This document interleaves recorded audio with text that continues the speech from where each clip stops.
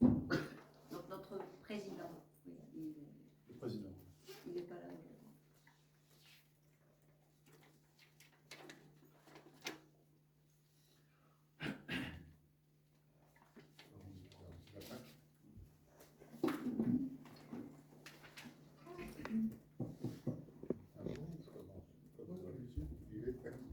Voilà, bonsoir messieurs, dames, et merci d'être présents à cette séance autour de mon excellent collègue Georges Mouzik et également de son éditeur Éric Ledru, qui est néanmoins historien, ce qui est une grande qualité. Donc je suis Gérard-François Dumont et donc j'ai eu le grand honneur de préfacer cet excellent livre que nous allons un petit peu présenter à cette fin d'après-midi. Donc, ce qui est proposé, comme vous le savez, c'est d'abord un exposé introductif de ma part, où j'essaierai de résumer un peu les points saillants du livre, tels que j'ai pu les présenter dans une préface qui est assez longue, d'ailleurs, peut-être trop longue, je ne sais pas.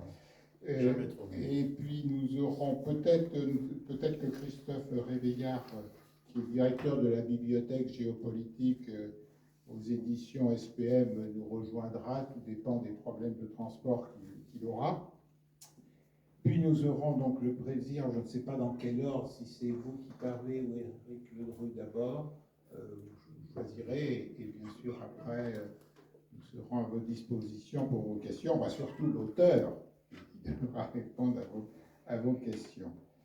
Donc il me semble effectivement essentiel que ce livre est paru parce que c'est quand même un sujet qui a été quand même peu traité, alors que nous avons affaire à un territoire et à une population qui a une très longue histoire et une culture très ancienne. Mais il est vrai que l'intérêt porté à la géopolitique de la Croatie a été relativement limité. Limité parce que ce territoire a longtemps été dans des marges d'empire, avec une pérennité qui dépendait des territoires qui l'environnaient. Donc on s'intéressait plutôt au centre qui avait de l'influence sur la Croatie. Et puis bien entendu, pratiquement depuis la Seconde Guerre mondiale et jusqu'à l'implosion de l'ex-Yougoslavie. Donc, étudier la Croatie, c'était un problème de géopolitique interne. Vous savez qu'on distingue toujours la géopolitique externe, c'est-à-dire les relations entre les acteurs étatiques à l'international, et la géopolitique interne, donc les rapports de force à l'intérieur d'un pays. Et donc, tant que la Croatie était à l'intérieur de la Yougoslavie, c'était un problème de géopolitique interne.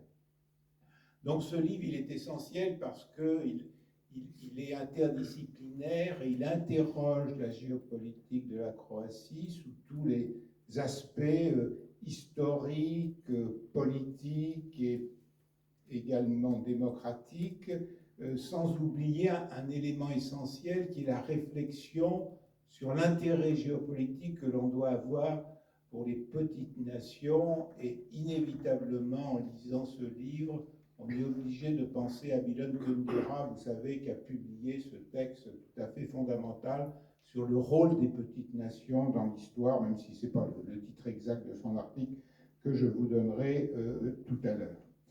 Donc ce territoire, effectivement, a d'abord été, je dirais, identifié lors de la séparation entre l'Empire romain d'Orient et l'Empire romain d'Occident, puisque c'est encore aujourd'hui les frontières de la Croatie qui nous permettent de comprendre où se situaient les frontières entre ces deux empires qui vont durer sous cette formule-là jusque, évidemment, au 5e siècle.